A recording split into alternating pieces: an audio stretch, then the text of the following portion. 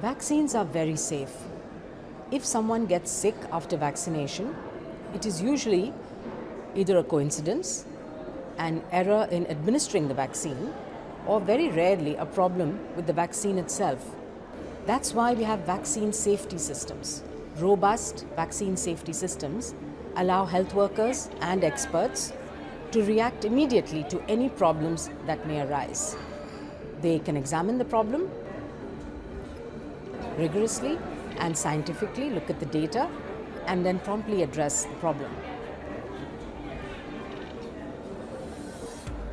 WHO works closely with countries to make sure that vaccines can do what they do best, prevent disease without risks.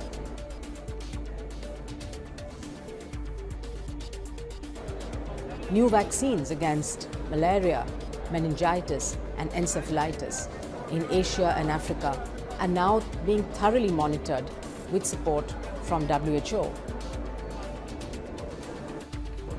Vaccines are one of the safest tools we have to prevent disease and ensure a healthy future for all children.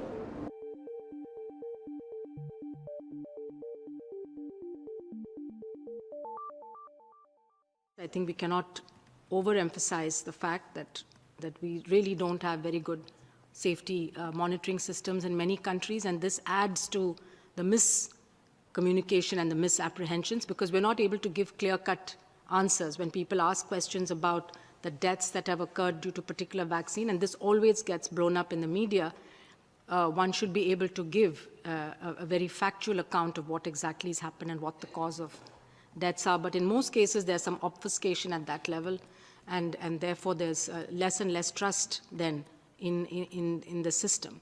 Putting in place the mechanisms, whether they're cohort studies or whether they're sentinel surveillance sites, to be able to monitor what's going on and report back, and then for corrective action to be taken, because unexpected things could arise after introduction, and one always has to be prepared.